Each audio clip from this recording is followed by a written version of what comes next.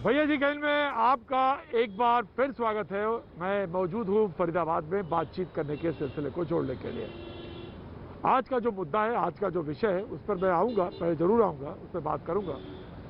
लेकिन बताने के लिए इतना कि संकट के समय में जब तमाम मजदूर, तमाम सारे रोजी रोजगार वाले, तमाम व्यापारी, तमाम स्कूल के बच्चे, तमाम कॉलेज में जाने वाले बच्चे इस बात को लेकर चिंतित हैं कि भविष्य में कैसे क्या होगा और क्या करेंगे, उस समय कुछ ऐसा जैसा नहीं होता गड़े मुर्दे कहीं से फिर से उखाड़ के ले आए और कोई एक ऐसा विषय सामने ला के रख दे, ये लगे कि अरे ये तो खत्म हो गया था मुद्दा, ये फिर कहां से आ गया मुद्दा, ये कौन ले आया, ये मीडिया ले आई क्या, ये मीडिया ने क्यों उठाया, ये सवाल भी लोगों ने पूछ लिया। जी हाँ, मंदिर का मुद्दा एक बार नए विषय के तौर पर फिर से सामने है। हम इस मुद्दे पर बात करेंगे, मेहमान हमारे साथ रहेंगे, हमारे कुछ और भी लोग जिन्होंने ये सवाल पूछा है कि आखिर इस समय, प्रतीक जी, ये मुद्दा आखिर इस समय क्यों, जब तमाम सारे बच्चे इस बात को लेकर परेशान हैं कि उनकी नौकरियों में लेकर तमाम सारे सवाल, चाहे उत्तर प्रदेश के 59,000 शिक्षकों का मसला हो, चाहे यहाँ पर आज दिन भर घूम रहे थे वहां पर, तो ये मुद्दा आखिर क्यों। करेंगे बात, पहले ये सवाल के बाद लौटेंगे, मेहमानों से कराएंगे तारुफ परिचय और फिर करेंगे बहस। शिवलिंग और दूसरी खंडित मूर्तियां, इनसे एक बार फिर मंदिर का दावा पुख्ता हो रहा है। मंदिर निर्माण के लिए जमीन समतल करने का काम चल रहा है। इसी बीच खुदाई में देवी देवताओं की निशानियां मिली तो एक बार फिर सियासत को हवा मिली।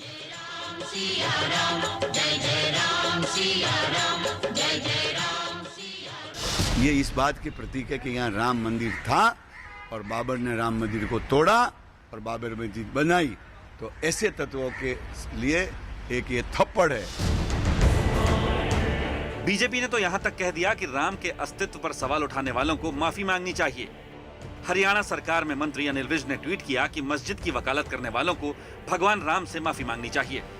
श्री राम मंदिर निर्माण की खुदाई के दौरान मिली मूर्तियां और अन्य मंदिर की सामग्री बाबरी मस्जिद के सभी पैरोकारों से कह रही हैं कि वह अयोध्या की ओर मुंह करके हाथ जोड़कर प्रभु राम से माफी मांगे। सुप्रीम कोर्ट की तरफ से मंदिर के पक्ष में फैसला आने के बाद यूं तो कोई बहस बची नहीं थी, लेकिन सियासी बयानों के बाद मामला दूसरी तरफ मुड़ने लगा। हालांकि कांग्रेस राम मंदिर की बहस में पड़ना नहीं चाहती। सुप्रीम कोर्ट के फैसला आने के बाद न किसी सबूत की जरूरत है, न किसी बयान की जरूरत है। सियासी बयानबाजी एक तरफ है, लेकिन मंदिर निर्माण ट्रस्ट की तरफ से बयान जारी कर कहा गया कि खुदाई 11 मई से चालू हो गई थी, लेकिन कोरोना की वजह से काम थोड़ा धीरे चल रहा था। अब देखिए कि खुदाई में क्या मिला है। देवी देवताओं की खंडित मूर्तियां, पुष्प कलश, अमलका और दूसरी कलाकृतियां, मेहराब के पत्थर, 7 ब्लैक टच स्टोन के स्तंभ, रेड सैंडस्टोन के 6 स्तंभ, 5 फीट आकार का नक्काशी किया हुआ शिवलिंग। राम मंदिर ट्रस्ट के मुताबिक ये निशान साफ तौर पर गवाही दे रहे हैं कि पूरी लड़ाई ही बेमानी थी। सवाल उठाने वाले पूछ रहे हैं कि क्या राम के नाम पर तुष्टीकरण की सियासत के लिए ही रोड़ा अटकाया गया और लड़ाई को लंबा खींचा गया।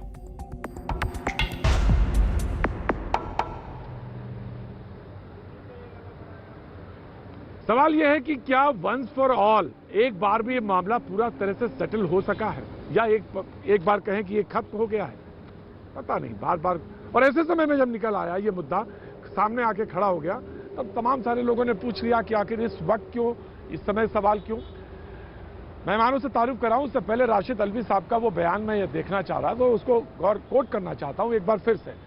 उन्होंने कहा जब सुप्रीम कोर्ट ने कह दिया तो फिर काहे का सबूत, कौन मांग रहा है सबूत और कौन कह रहा है।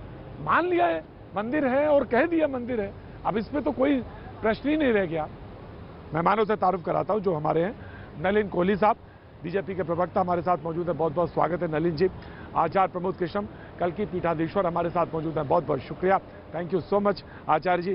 विनोद बंसल जी, विश्व हिंदू परिषद का पक्ष रखने के लिए हमारे साथ, लगता गाड़ी में बैठे हैं, हमारे साथ मौजूद हैं, बहुत बहुत शुक्रिया, थैंक यू सो मच, बहुत बहुत शुक्रिया। मुजीबुर रहमान साहब, सदस्य तबलीगी जमात हमारे साथ मौजूद हैं, बहुत बहुत शुक्रिया। मुजीबुर रहमान साहब, आज मैं कहूँगा आपसे एक गुजारिश करूँगा, तमाम सारी बहसों में आप जाते हैं, तमाम सारी चीज़ों में जाते हैं, आज थोड़ा मुस्कुरा के बात करिएगा, आज मुस्कुरा के बहस करेंगे हम लोग और मुस्कुरा के बातचीत करेंगे। मुजीबुर रहमान साहब, बहुत बहुत शुक्रिया जी। मैं आता हूँ आपके पास। जी जी बिल्कुल, आज आप मुस्कुरा के बात करेंगे। और मौलाना अली कादरी साहब, सीरतुन नबी से हमारे साथ यहाँ पर तशरीफ है लाए हैं और बातचीत के लिए जुड़ेंगे हमारे साथ।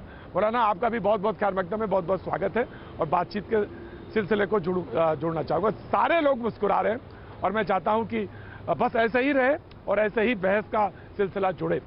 विनोद बंसल जी, मैं जानना चाहता हूँ आखिर ये कहाँ से क्यों मसला, मैं मीडिया वाले मसले पर तो बोलूंगा कि मीडिया को क्या जरूरत थी, उसको तमाम सारे लोग दिखा रहे थे, अभी मजदूर चल रहा था, इतनी परेशानियां थी, खाने को नहीं है, नौकरी नहीं है, ये चल रहा था, इसके बीच में ये कहाँ आया?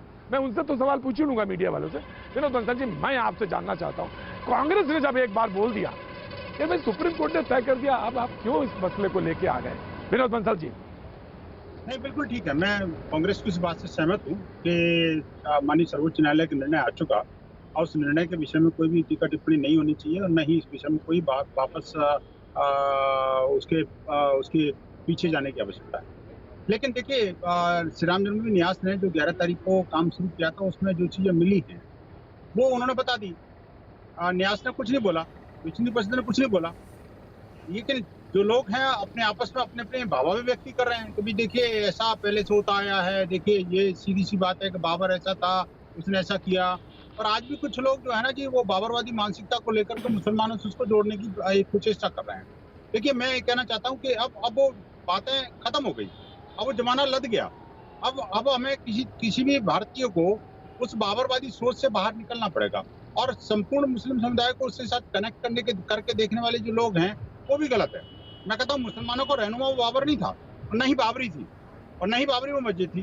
तो कुल मिला के बात ये कि देखिए जो चीजें हो गई हैं वो भविष्य के गर्त में चली गई, तो उस बारे में दोबारा से खोदने की आवश्यकता नहीं है। लेकिन हाँ, इतना जरूर है कि अब सबको सहर्ष मिल करके उस मंदिर के निर्माण के लिए आगे बढ़ना। और ये तथ्य जो है साफ साफ ये कह रहे हैं कि भाई हाँ, ये रामजन्मभूमि आज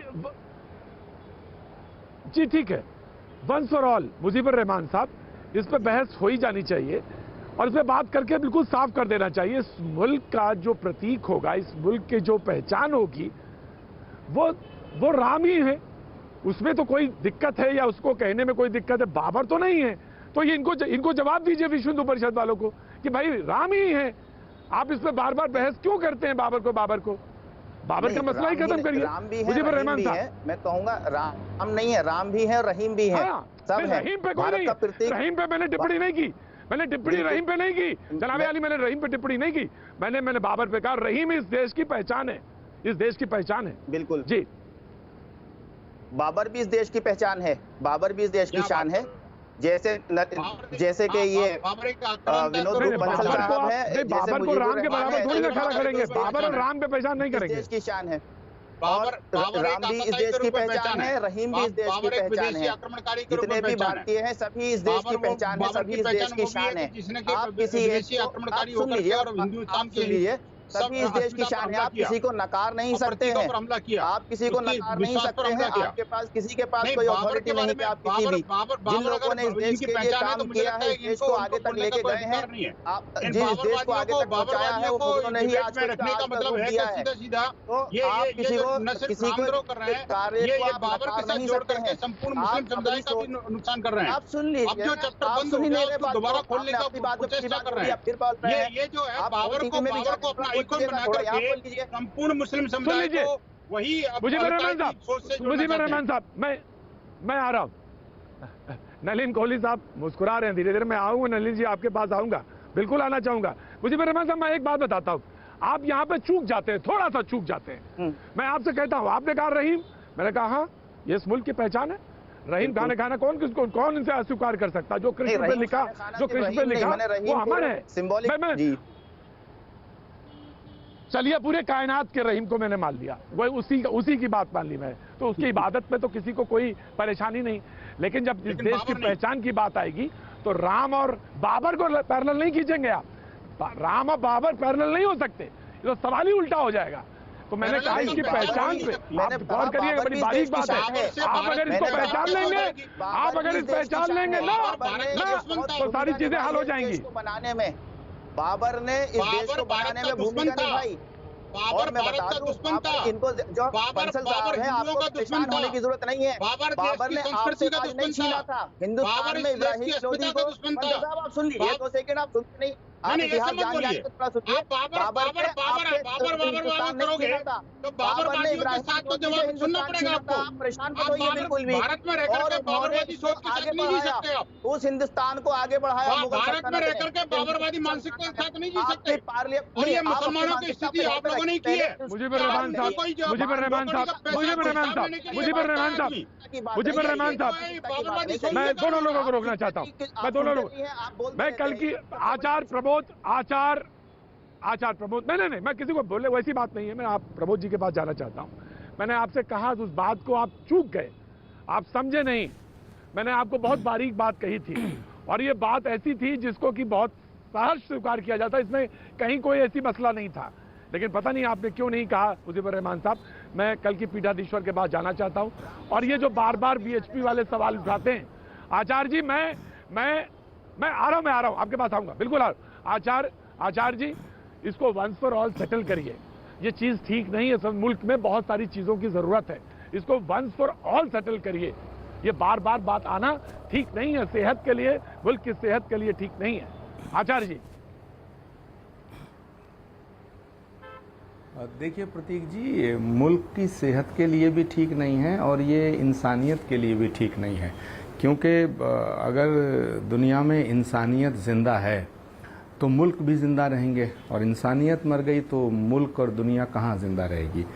जहाँ तक अभी मैं बहस सुन रहा था बंसल जी का और मुजीबुर रहमान साहब की, तो मुझे लगता है मुजीबुर रहमान साहब बात को समझ नहीं रहे हैं, उसकी संवेदनशीलता को, उसकी अहमियत को नहीं समझ रहे हैं।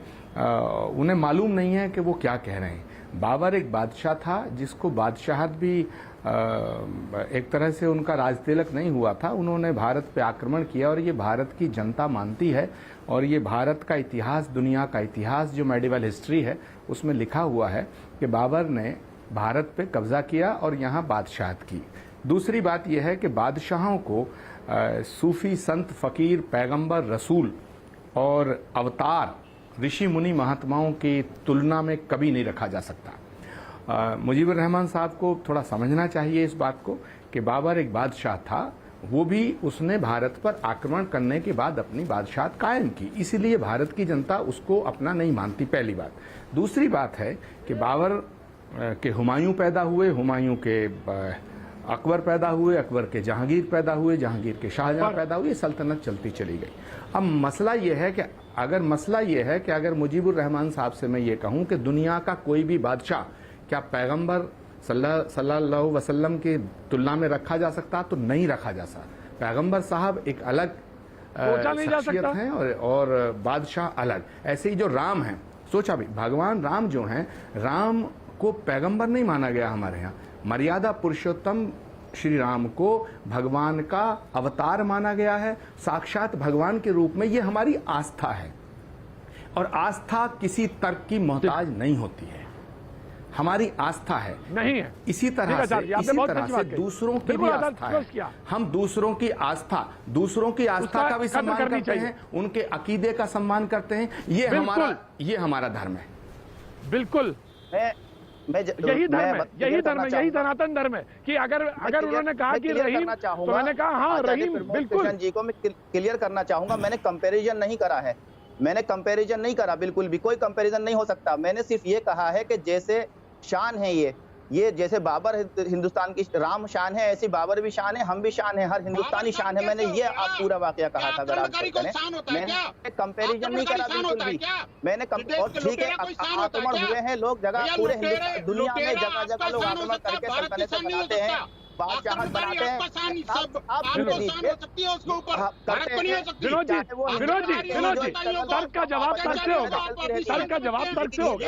आचार्य क्या है, मैंने ये कहा कि मुगल सल्तनत को बनाने में, मैंने ये कहा कि मुगल सल्तनत का बहुत बड़ा कंट्रीब्यूशन है हिंदुस्तान को बनाने में। आज मैं दे रहा हूँ, तो हमें उसको अप्रिशिएट करना चाहिए। बिल्कुल ठीक है, आपका कहना है कि मैं आ रहा हूँ।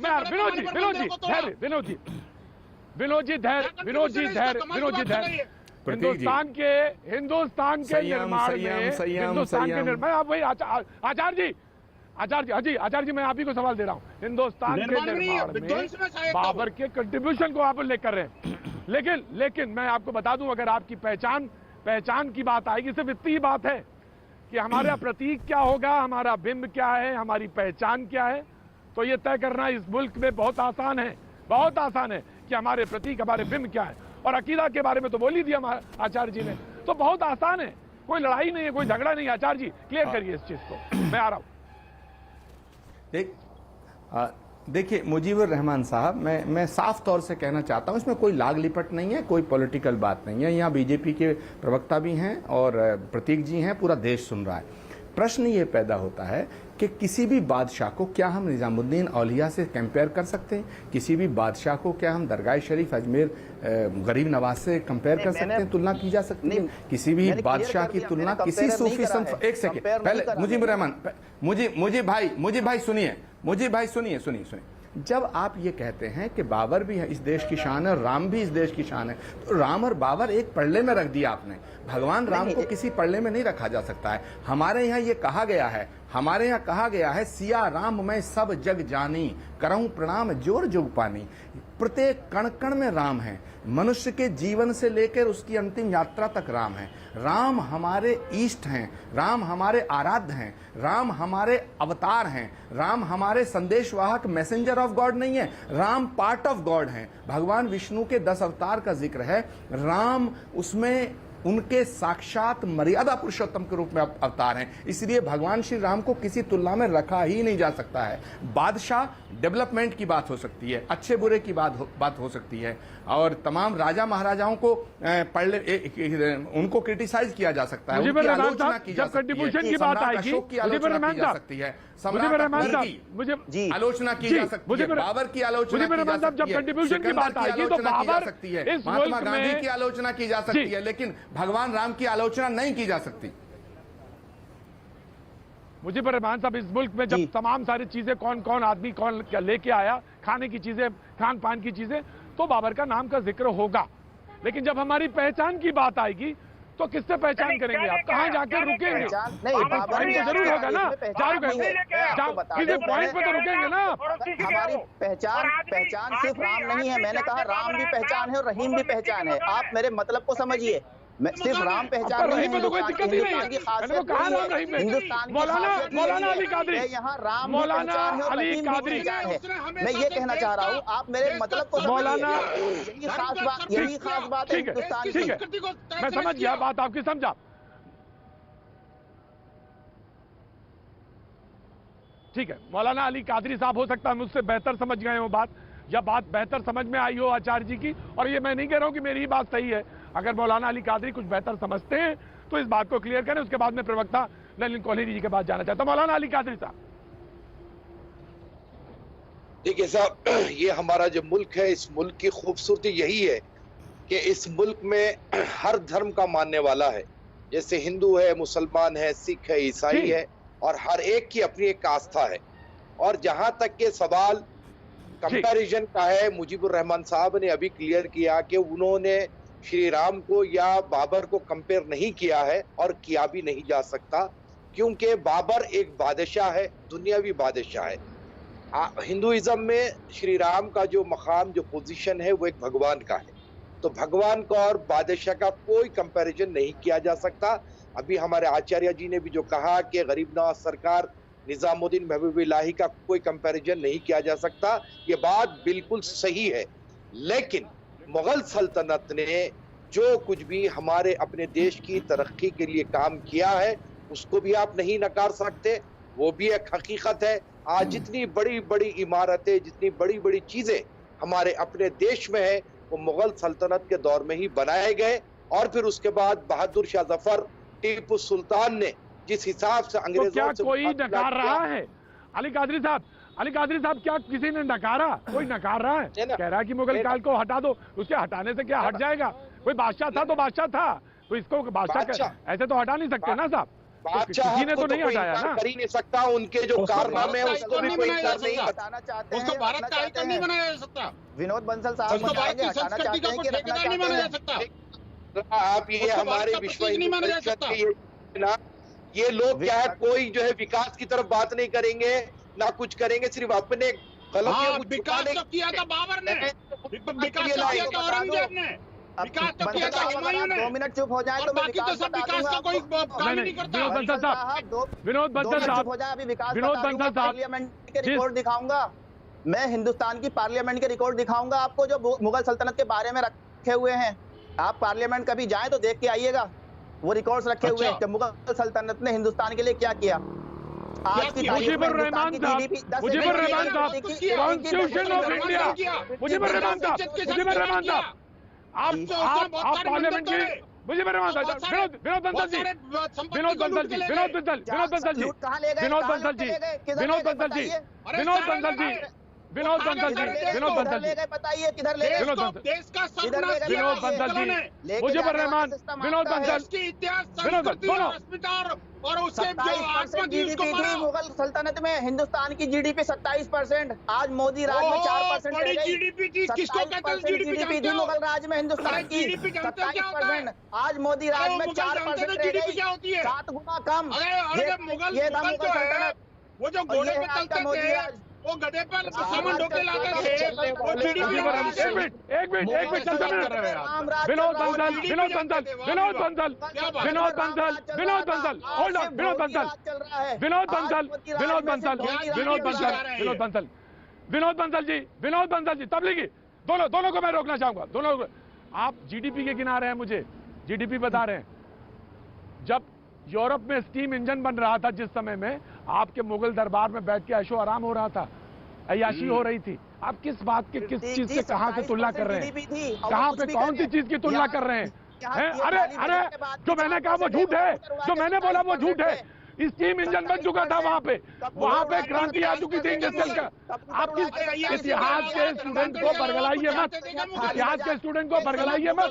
और जो कॉन्स्टिट्यूशन ऑफ इंडिया में जो तस्वीरें हैं, जो कॉन्स्टिट्यूशन ऑफ इंडिया की किताब में जो तस्वीरें हैं, उनको भी देखिए।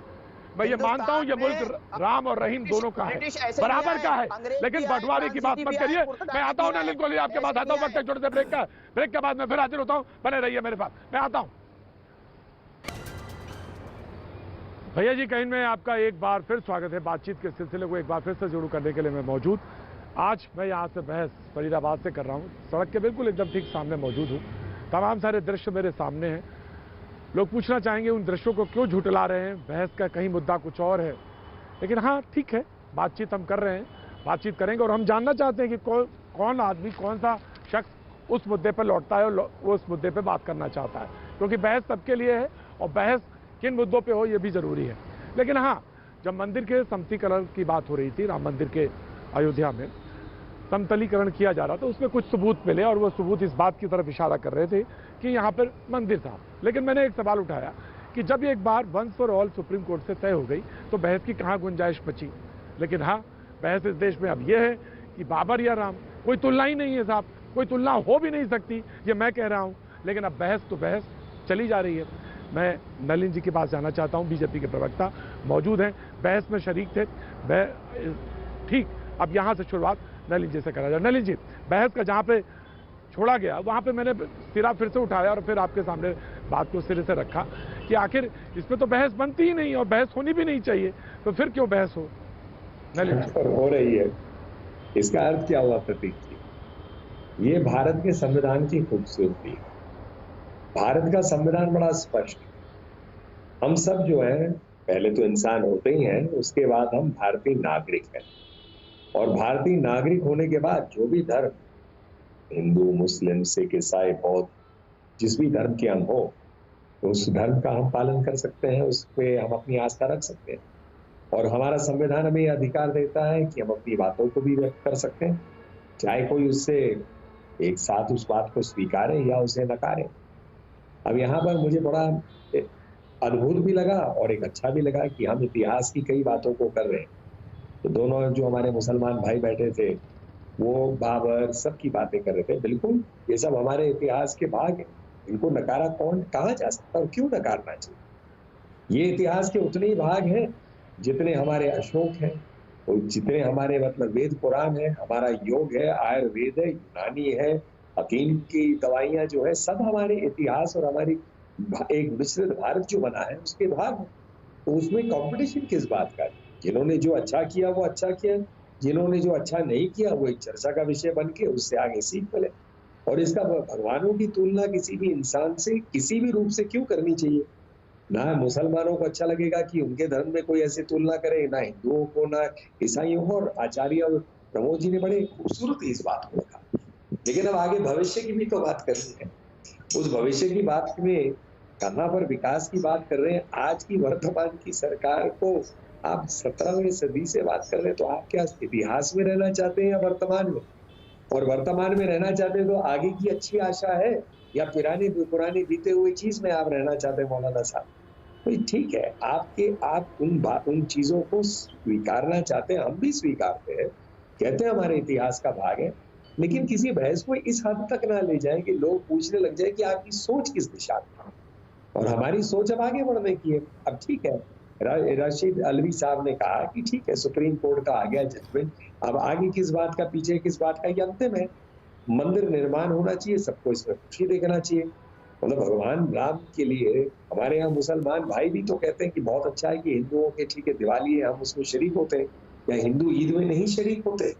तो हम इस मिश्रित बात की अगर हम सोच को रखकर आगे बढ़ेंगे तो सबका भला होगा। लेकिन अगर हम तुलना करना शुरू कर देंगे कि नहीं बाबर हमारे लिए इम्पोर्टेंट है और राम नहीं है उतना, या बाबर और राम दोनों इम्पोर्टेंट है हमारे के लिए, दोनों की तुलना एक साथ एक थाली पर नहीं बनती। भगवान को भगवान का दर्जा दीजिए। आपकी आस्था उनमें अगर नहीं है क्योंकि आप किसी और धर्म के हैं, तो किसी और धर्म की आस्था पर तो ठेस कम से कम नहीं पहुंचनी चाहिए इस तुलना में। और वही बात हम लोगों पे लागू होगी, हिंदुओं की, कि आपकी आस्था इस्लाम में है तो हमें कोई ऐसी बात थोड़ी ना कहना जिससे आपकी आस्था को चोट पहुंचे। क्योंकि हम सब, मैंने शुरू किया और उसी से अंत कर रहा हूं, इंसान के बाद पहले भारतीय नागरिक है, और उस बात को पहचानते हुए एक स्वर में देश को आगे बढ़ाने की सोच रखी। जी आचार्य प्रमोद कृष्ण कुछ कहना था? जी मैं आया आचार्य जी। जी आचार्य जी, बड़ी सारगर्भित बहस हो रही है और मुझे बड़ा अच्छा लगा। नलिन कोहली जी ने बहुत ही शालीनता से अपने भावों की अभिव्यक्ति की। मैं एक बात साफ तौर से कहना चाहता हूँ, बहुत इम्पोर्टेंट विषय है ये, कि कोई भी सूफी संत, रसूल, पैगंबर, महात्मा और अवतार किसी एक कम्युनिटी के लिए नहीं आता, ना वो एक किसी कौम का होता है। इसीलिए मर्यादा पुरुषोत्तम भगवान श्री राम को मर्यादा हिंदू नहीं कहा गया, वो सिर्फ हिंदुओं के राम नहीं है, मर्यादा पुरुषोत्तम कहा गया, पुरुषों में सबसे उत्तम। ऐसे ही जो इस्लाम के पैगंबर हैं, आखिरी नबी हैं, उनको पैगंबर इस्लाम को रहमतुल मुसलमीन नहीं कहा गया, उन्हें रहमतुल आलमीन कहा गया। इसका मतलब है कि जो रिलीजियस पर्सनैलिटी हुई हैं, जो भगवान के अवतार हुए हैं, वो पूरी कायनात के लिए आए हैं, पूरी मानवता के लिए आए हैं, पूरी वसुधा के लिए आए हैं। इसीलिए शायद ये सूत्र बना होगा वसुधैव कुटुंबकम। अब दूसरा एक मुद्दा आता है कि लाल किला, कुतुब मीनार, ताजमहल, ये हमारे इतिहास के हिस्से हैं। नलिन जी बहुत अच्छी बात कह रहे थे कि उन्हें नकारा नहीं जा सकता, और अगर उन्हें नकार भी दिया जाए तो इतिहास इतिहास है। नकारने से और स्वीकारने से इतिहास बदलता नहीं है, हमें बिल्कुल नहीं नकारना। मगर एक सबसे बड़ा सवाल ये उठता है कि हम लाल किले से मोहब्बत करते हैं, हम ताजमहल से मोहब्बत करते हैं, करनी चाहिए। कुतुब मीनार हमारी है, लेकिन क्यों करते हैं? क्योंकि हमारे वतन की, हमारे मुल्क की मिट्टी से बनी है, वो हमारे देश की धरोहर है, इसलिए करते हैं। तो अगर देश में और कुतुब मीनार में कभी टकराव होगा, ताजमहल में और देश में टकराव होगा, लाल किले में और देश में टकराव होगा, तो हम कुतुब मीनार के साथ नहीं जा सकते, हम देश के साथ खड़े होंगे। और हिंदुस्तान के मुसलमान को मैं सलाम करना चाहता हूं कि उसने जब जब ऐसी नौबत आई है, इस वतन की मिट्टी को चुना है। तो मैं समझता हूं कि ये बहस जो है इंपॉर्टेंट तो है, लेकिन इससे भविष्य की, बहुत अच्छी बात कही आचार्य जी, बहुत अच्छी, बहुत ही बढ़िया बात, बड़ी दिशा तय हो रही है। और ये बिल्कुल सही बात है। मुजीबुर रहमान साहब इस बात से तो सहमत है ना कि अगर पहचान है हमारी, तो हमारी पहचान इस मिट्टी से है, हमारे मुल्क से है, और यही हमारी पहचान है। और इसी के सारे जो भी कण हैं, जो भी हैं, वो हमारी पहचान के हिस्सा हैं। तो इसमें तो वही बात जो मैं पहले कह रहा था, वही आचार्य जी ने थोड़ा और विस्तार के साथ आपको स्पष्ट रूप से बता दिया। नलिन कोहली जी की बात से भी दोनों की बात से एकदम इत्तेफाक रखता हूँ, एकदम दोनों की बात से मैं इत्तेफाक रखता हूँ। नलिन कोहली जी ने भी बहुत अच्छी बात कही है और आचार्य प्रमोद कृष्ण जी ने भी बात कही है। लेकिन मैं इससे आगे बढ़ के और थोड़ी बात नलिन कोहली जी को कहूंगा कि आज ये सरकार में बैठे हुए हैं, आज ये जो आस्था की इन्होंने बात करी कि हर एक दूसरे की आस्था का ख्याल रखना चाहिए, बहुत अच्छी बात है। जहां पर आज मुस्लिम आस्था को नुकसान पहुंचाया जा रहा है, ठेस पहुंचाई जा रही है, तो ये सरकार में बैठे होने के नाते इनकी जिम्मेदारी है आज की तारीख में। उदाहरण के साथ बताइए, उदाहरण के साथ बताइएगा, उदाहरण के साथ बताइएगा, उदाहरण के साथ बताइएगा। मैं बाबरी मस्जिद का तो उदाहरण नहीं दूंगा, उदाहरण के साथ बताइएगा। मैं बाबरी मस्जिद का तो उदाहरण नहीं दूंगा जिसको वो तो सेटल हो गया, वो तो सेटल्ड है, वो सेटल्ड है, वो सेटल्ड है, सुप्रीम कोर्ट से सेटल्ड है। लेकिन और उदाहरण बताइए, कहाँ आपको लग रहा है कौन सप्रेस हुआ जा रहा है? उसके अलावा ऐसी बातें और बाकी मस्जिदों के बारे में निकल के आ रही हैं, चाहे वो मथुरा की हो, चाहे वो औरंगाबाद के अंदर में मस्जिद की हो जो किले के अंदर बनी हुई है, बहुत सारी हैं। और उसके रहमान साहब, बीजेपी ने कहा कभी, हमें एक सुन लीजिए, अभी उत्तर बीजेपी ने कहा ये कभी नहीं, मंदिर तो बनी हुई है वहाँ पर, भारत माता का मंदिर बना हुआ है, आप जाके देखिए। जन्मभूमि है, वो जन्मभूमि है, रखी हुई है भगवान श्री कृष्ण की जन्मभूमि है भाई। मस्जिद के अंदर विनोद बंसल जी, विनोद बंसल जी, एक मिनट, विनोद बंसल, भगवान श्री कृष्ण की जन्मभूमि है, वो जन्म स्थान है, वो पहले भगवान श्री कृष्ण की जन्मभूमि है, जन्म स्थान है। किसी विदेशी आक्रमणकारी आतंकवादी द्वारा अगर कोई मॉन्यूमेंट मंदिर के ऊपर खड़ा कर दिया तो इसका मतलब वो नहीं हो जाता, तो उसने बना दिया वही पड़ा है। अरे जो देश की अस्मिता से जुड़ा हुआ मामला है, जो देश की सभ्यता से जुड़ा हुआ मामला है। नवीन कोहली जी, नवीन कोहली जी, नवीन कोहली जी, नवीन कोहली जी, मैं आपके पास आ रहा हूँ। नवीन कोहली जी, नवीन कोहली जी, कैसे इग्नोर कर सकते हो भाई? नहीं, मैं विनोद बंसल जी, इसका जवाब पॉलिटिकली जवाब पार्टी देगी। और वो नलिन कोहली साहब बैठे हैं। नलिन कोहली जी, ये बड़े आसान है कह देना, मैं इससे बिल्कुल, मुजीबुर रहमान आपकी बात से बिल्कुल सहमत नहीं हूँ कि मुसलमानों को सप्रेस किया जा रहा है, उनकी बातों को सप्रेस किया जा रहा है, उनके तमाम सारे हिस्सों। कैसे? मैंने कहा ना, उदाहरण दीजिए आप उदाहरण, आप कोई नहीं उदाहरण दे पाए, एक भी उदाहरण आपने नहीं दिया, एक भी उदाहरण आप नहीं दे पाए। नलिन जी, मैं आ रहा हूँ, विनोद जी आ रहा हूँ, I will give you chance, Vinod ji मैं चांस दूंगा, विनोद जी मैं चांस दूंगा, विनोद जी चांस दूंगा। एक पत्रकार हो के अगर आपके पास उदाहरण नहीं है तो शर्म की बात है। मैं 1000 उदाहरण आपको गिना दूंगा। अरे इल्जाम आप लगाएंगे, इल्जाम आप, उदाहरण हम देंगे। इस मुल्क में सबको बराबर का हिस्सा है, सबको बराबर का हिस्सा है, सबको बराबर का हिस्सा है। ये मुल्क सबके लिए बराबर है, ये मुल्क सबके लिए बराबर है। इस मुल्क का आइन, मैं मानूंगा कि उस आदमी ने आंखें बंद की हुई हैं अपनी। इस मुल्क का आइन, इस मुल्क का आइन सबका इस्तेमाल है, उसी को सब लोग करते हैं, उसी को सब मानते हैं। आप उदाहरण के साथ, मैंने पूछा था, मुझे उदाहरण दीजिए, मुझे बताइए, तो मैं उसमें बात कर सकता हूँ। लेकिन ऐसे कह देना, आप बताइए, इल्जाम आप लगा रहे हैं। बना हुआ है वो मस्जिद के अंदर बनाया गया है, मस्जिद को कब्जाया गया है। उसके अलावा मथुरा के बारे में बात होती है, उसके अलावा जामा मस्जिद के बारे में भी बात होती है। पहले पब्लिक, मुझे लगता है या तो आपने इतिहास नहीं पढ़ा, या तो आपने इतिहास नहीं पढ़ा, या तो आपने इतिहास नहीं पढ़ा, या बहुत तंग। विनोद जी, विनोद 10 साल, 20 साल, 25 साल, 50 साल, विनोद जी, 50 साल को चोट है। विनोद जी, मुजीबुर रहमान साहब जवाब देंगे नलिन, लेकिन या तो आपकी तंग दिमागी इतनी ज्यादा है और या इतिहास नहीं पढ़ा है, दोनों में से कोई एक बात जवाब दीजिए। ऐसा है, नलिन जी जवाब दीजिए। मैंने सुन ली बात, इन्होंने सरकार से कई सवाल पूछे, मैं कह दूं प्रतीक जी, मैं जवाब दे दूं। सुनिए, सरकार में प्रश्न जी, जवाब दीजिए। बताइए, मोदी जी देश के प्रधान, आज के कार्यक्रम में बैठे बैठे दूसरे मौलाना साहब ने उनकी तुलना कर दी, कह दी जी जीडीपी आज जो देश की थी उस टाइम पे जाइए जब पता नहीं कौन से आपने मुगल सुल्तान की सल्तनत के किस व्यक्ति के बारे में कहा, तो कैसी तुलना थी। और मुझे बताइए, प्रधानमंत्री मोदी जी ने कभी भी ऐसा कहा है कि मैं सिर्फ हिंदुओं का प्रधानमंत्री? कहते 125 करोड़ भारतीयों का प्रधानमंत्री हूँ। उन्होंने ये हमेशा कहा है कि मैं उनका प्रधानमंत्री हूँ जिन्होंने वोट दिया और जिन्होंने मुझे वोट नहीं दिया। आपका अधिकार है, आप वोट दे नहीं दे, लेकिन भारत के चुने हुए कहते हैं एक पुस्तक के आधार पर काम करूंगा मैं, संविधान। सरकार के जितने काम हुए आज तक, कोई दिखा दीजिए जो ये दिखाता है कि ये हिंदू पक्ष में है या मुसलमान पक्ष में है या किसी के विरोध में है या कुछ। क्योंकि रोड जो है इंसानों के लिए बनती है, भारतीय नागरिक के लिए बनती है, सारे काम है। बैंक अकाउंट में जब पैसे जाते हैं जनधन में, तो देखा जाता है कौन हिंदू है, कौन मुसलमान, कौन सिख, कौन बौद्ध, कौन ईसाई, ऐसा थोड़ी ना है। तो इसीलिए ये कहने की बात है। अब आप कहते हैं कि कोई विषय उठाते हैं, जैसे विश्व हिंदू परिषद धर्म से जुड़ा हुआ है, हिंदू धर्म की बात वो करते हैं, उनका उतना ही अधिकार जितना आप किसी धार्मिक बात रखते हैं अपने लिए। तो ऐसा भी तो नहीं हो सकता कि वो अपनी बात नहीं रख सकते, आप अपनी बात रख सकते हैं, या वो अपनी बात रख सकते हैं और आप अपनी बात नहीं रख सकते। इसलिए मैंने संवैधानिक प्रक्रिया की बात, जायज बात दोनों रख सकते हैं, दोनों लोग जायज बात रख सकते हैं। चीज है और आस्था को ठेस पहुंचाना दूसरी चीज है।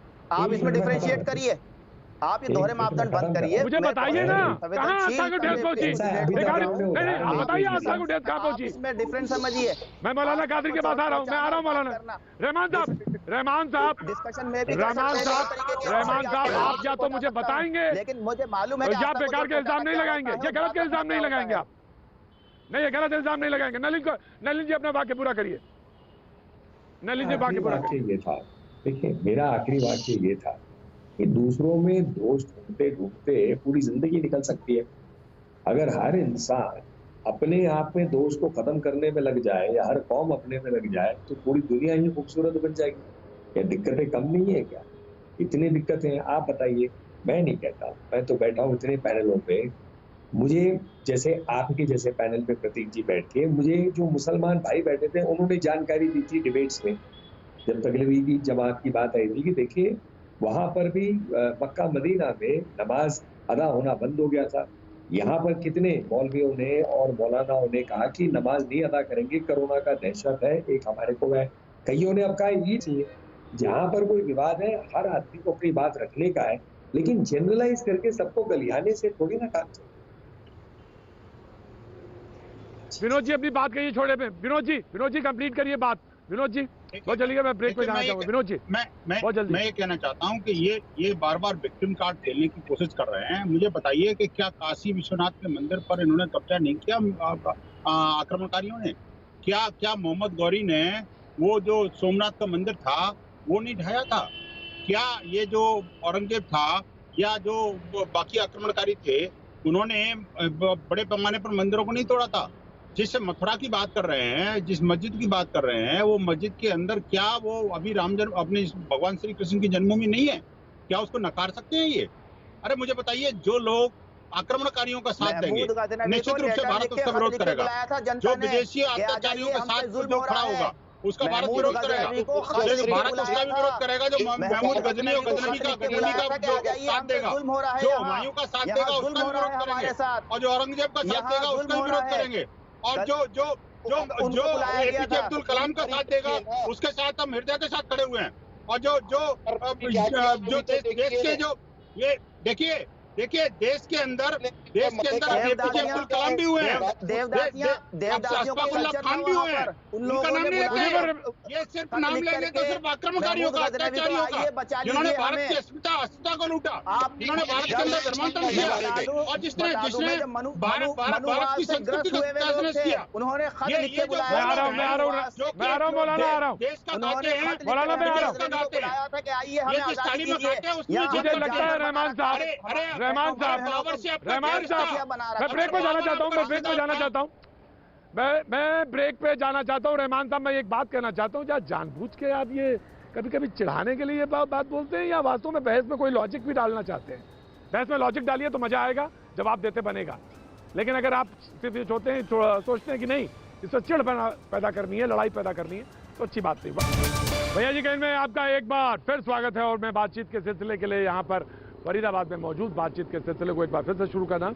मौलाना आप कुछ कहना चाह रहे थे, मैं जानना चाह रहा था कि आप क्या बीच में बोले थे, मैं ब्रेक पे चला गया। जी स्टार्ट करिए। जी मौलाना साहब।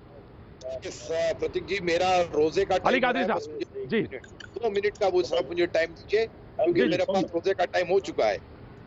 मैं बड़ी ही आदर के साथ हमारे नलिन जी से ये कहना चाहूंगा कि जो कुछ भी हमारे वक्त देश के हालात है, जैसे कुछ भी कोरोना के वक्त जो मुसलमान को टारगेट किया गया है, ये सारी जो चीजें की जा रही है, इसकी जो है आप नजर करने की जरूरत है। जो हमारा लेबर जो यूपी में कुछ हालात हो रहे हैं, माइग्रेंट लेबर के जो प्रॉब्लम हो रहे हैं,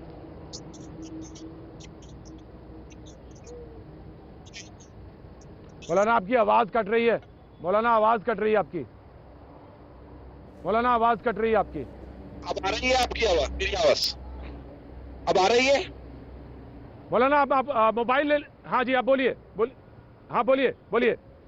मेरा कहना ये है कि कब तक क्या सिर्फ हिंदू मुसलमान करते हुए डिबेट करेंगे, कभी उस तरफ भी डिबेट हो जाए जो गरीब परेशान है, जिसको गाड़ी के लिए खर्चा नहीं है, जिसको अपने गांव जाने के लिए उसके पास पैसा नहीं है, कब तक क्या हम जो है यही खाली हिंदू मुस्लिम करते रहेंगे।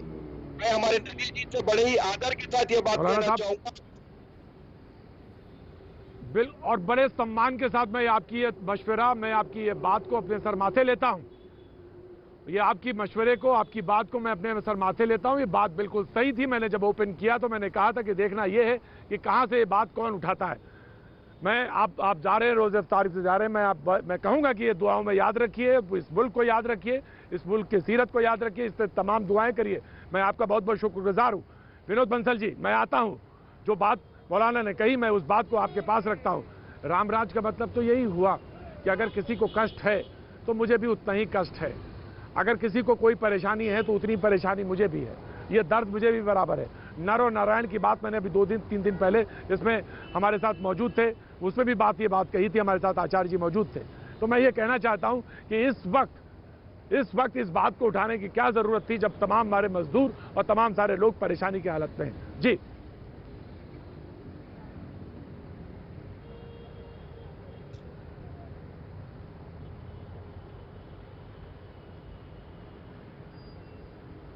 जवाब विनोद बंसल जी, आपको आवाज, विनोद बंसल जी आपको आवाज सुनाई पड़ी? विनोद जी आपको आवाज, विनोद जी आप हमारे साथ जुड़े? विनोद जी को लगता मेरी आवाज नहीं पहुंची। मैं आचार्य प्रमोद जी के पास आना, हालांकि सवाल उन्हीं से बनता है। विनोद बंसल से ही सवाल बनता है, क्योंकि वो सवाल मौलाना कादरी ने उठाया था और कहा था कि इस वक्त ये क्या जरूरत नहीं थी इस बात की कि तमाम वो सारे लोग जो जा रहे हैं, जो परेशान हैं। रामराज का मतलब तो यही हुआ। आचार्य प्रमोद कृष्ण,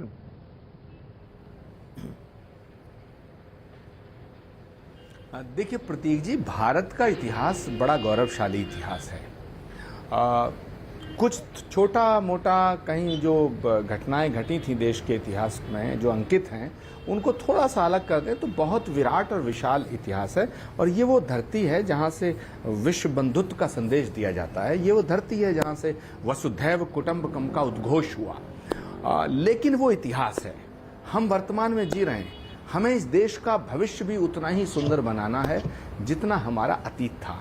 तो आज हम जहाँ खड़े हैं, जो सवाल मुजीबुर रहमान साहब के जहन में चल रहा है, जो सवाल मौलाना कादरी ने उठाया, वो सवाल पता है क्या है? वो सवाल ये है कि हम अपनी आस्था का सम्मान करना चाहते हैं और करवाना चाहते हैं, लेकिन दूसरे की आस्था का सम्मान नहीं करना चाहते। हमें ऐसा भारत बनाना है कि जहां मेरी आस्था का भी सम्मान हो और मैं दूसरे और मेरी बात पूरी होने दो, मेरी करना और मेरी बात पूरी तो होने दो। हाँ, करना, अरे करना, सुनो ना, अरे भाई करना ना, मेरी बात ही नहीं सुन रहे।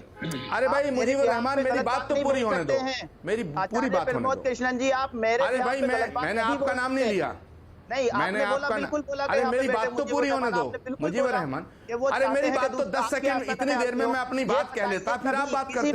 अरे मुजीबुर रहमान, मेरी बात पूरी होने दो, मेरी बात किस बात पे एतराज हो गया के अंदर? अरे भाई इनको कहीं चुप रहे मुसलमानों ने, ये बताइए आप। मेरी बात को पूरी होने दें, अरे मेरी बात को पूरी होने दें। मैं कब जाने दो पूरी, मैंने ये नहीं कहा। अरे बात तो पूरी हो जाने दो, मेरी बात को पूरी होने दो प्रतीक भाई, प्लीज। लेकिन आप मेरे बिहार के ऊपर ये स्टूडियो नहीं है ना, प्लीज। अरे बात तो पूरी हो जाने दो मुजीबुर रहमान। अरे मैंने बात तो पूरी हो जाने दो, मैं आ रहा हूँ आपके पास। मैंने आपका नाम नहीं लिया, मैं आ रहा हूँ आपके पास मुजीबुर रहमान, मैं आ रहा हूँ। क्या एतराज है मैं जानूंगा। हाँ प्रतीक भाई, मैं कहना चाहता हूं कि हम अगर ये चाहते हैं कि हमारी आस्था का सम्मान हो तो हमें दूसरे के अकीदे का एहतराम करना पड़ेगा और करना चाहिए। मैं अपनी बात को खत्म करने से पहले सिर्फ 2 लाइन कहना चाहता हूं कि इधर मस्जिदें हैं, उधर हैं शिवालय, जहां मुतमई हो वहीं सर झुका ले। ये काहे को झगड़ा कर रहे हैं आप मुझसे? आप मुजीबुर रहमान, आप मुझे बताइए मुजीबुर रहमान, ये तो सोच है, ये सोच है। अब आपको दिक्कत क्या है बताइए। दूसरे को कोई ऐसी बात मत कहो कि उसको बुरी लग जाए, किसी दूसरे इंसान को भी गलत मत कहो। ताकि उसको तकलीफ हो। तकलीफ नहीं होनी चाहिए आपकी जुबान से, ये इस्लाम सिखाता है।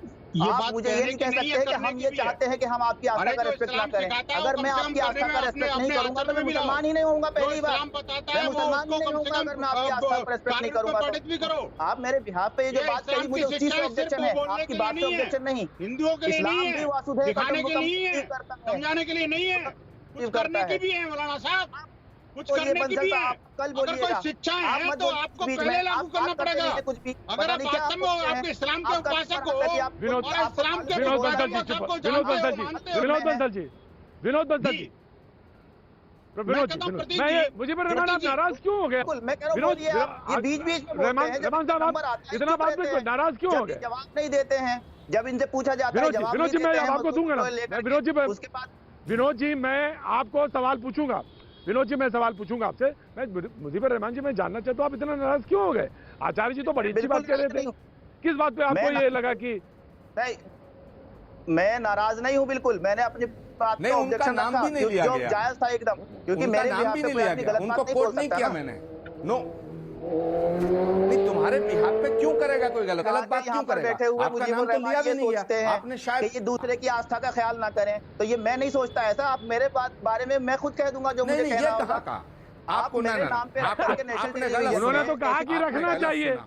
अब विनोद बंसल मैं आता हूँ आपके पास, गलत सुना आपने, रखना चाहिए। मुझे रहमान आपने गलत सुना, उन्होंने कहा था कि करना चाहिए, करना चाहिए, उन्होंने कहा था करना चाहिए, उन्होंने कहा था करना चाहिए। मैं अब भी दोबारा अपनी बात को उन्होंने कहा था करना चाहिए। विनोद बंसल मैं अब आता हूं, हमारी आस्था का सम्मान हो तो हमें दूसरे के अकीदे का एहतराम करना पड़ेगा। अगर हम चाहते हैं कि हमारे अकीदे का एहतराम हो तो हमें दूसरे की आस्था का सम्मान करना पड़ेगा। मैंने ये कहा है, बिल्कुल वैसे वर्षा है, मैं इत्तेफाक रखता हूँ इस बात से, मैंने भी आपको यही बात बताई है।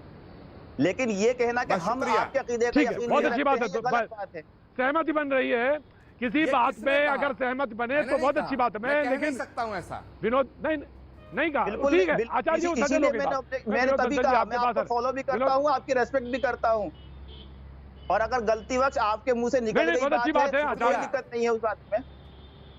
नहीं शुक्रिया, मैं उसको क्लियर कर दिया, आचार्य जी ने किया। विनोद बंसल जी, विनोद बंसल जी मैं आपके पास आता हूँ, विनोद बंसल जी मैं आपके पास आता हूँ।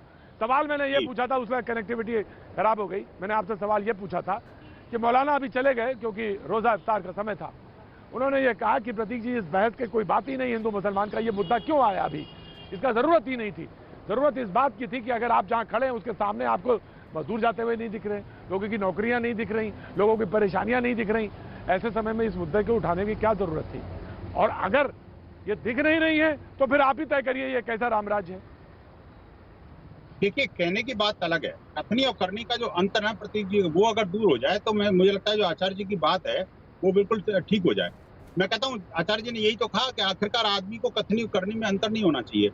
जो आपके पैगंबर साहब ने बोला, जो अच्छी शिक्षा जिसे आप कहते हैं, उनको पहले स्वयं को तो इम्प्लीमेंट करो, मोदी की कथनी और करनी में अंतर है, ऊपर तो इम्प्लीमेंट करो। मतलब आप मान रहे हैं कि मोदी की कथनी और करनी में अंतर है बंसल साहब, और दूसरों के लिए।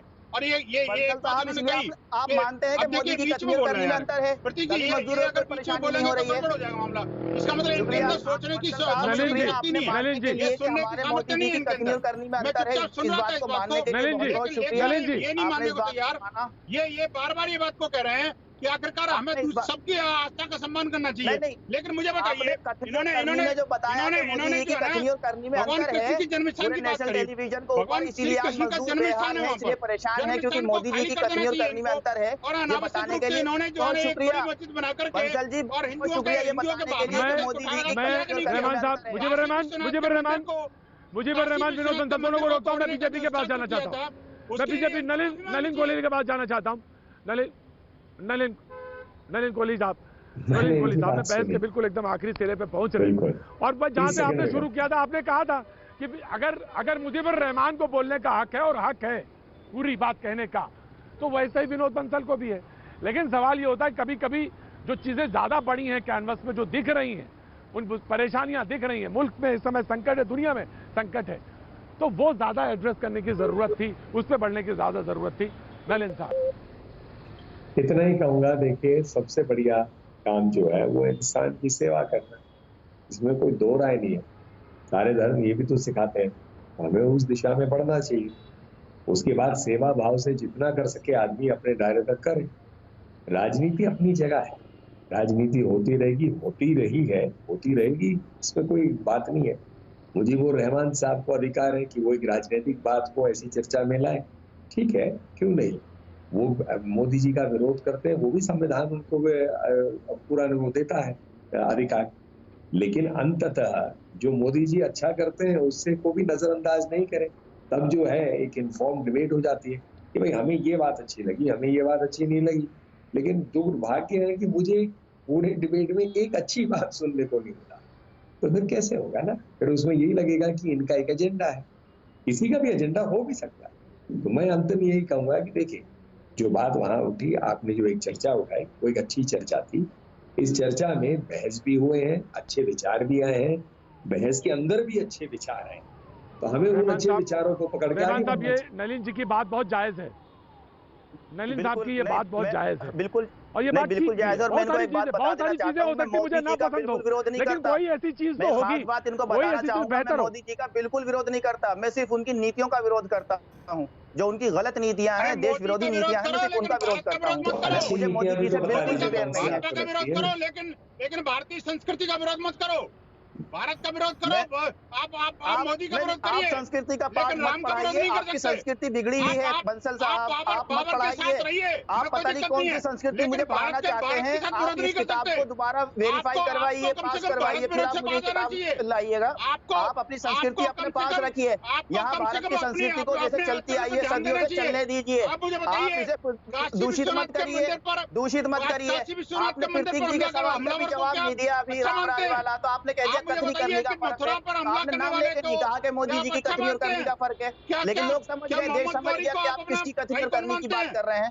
जब बात मजदूरों की परेशानी की आएगी, मजदूरों की तकलीफों की आएगी, तो कथनी करनी में किसका फर्क है, दुनिया जान रही है ये बात। आपने ये बात बड़ी कही, अच्छी बात। मुझे मालूम है बहस में यही होना था, मुझे मालूम था कि बहस, अच्छी बहस चलने के बाद यही पे आनी थी, मुझे मालूम था, मुझे मालूम था बहस यहीं पे आने वाली है, मुझे मालूम था बहस यहीं पे आने वाली थी, इसीलिए मैंने बहुत पहले ही कहा था पहचान की बात है। बहुत सारी बातें मैंने पहले ही शुरुआती तौर पे कही दी थी, बहस जब शुरुआत हुई। मुझे मालूम है इस फॉर्मेट को भी मैं जानता हूं, जिस डिबेट में नलिन साहब उसको बेहतर तरह से समझते होंगे, तमाम सारे लोग जो मेहमान हैं बहुत अच्छी तरह से जानते हैं इस फॉर्मेट की भी क्या कमी है, मैं वो भी जानता हूँ। टॉपिक एक ही होता है जिसमें बोलना होता है इधर उधर, और तमाम सारी चीजें तय होने लगती हैं। मैं कोशिश करूंगा तब्दीली के साथ बहुत जल्द आपके साथ मिलने की, देखते हैं फिर। आज अभी सिर्फ इतना आर पार में बात करेंगे।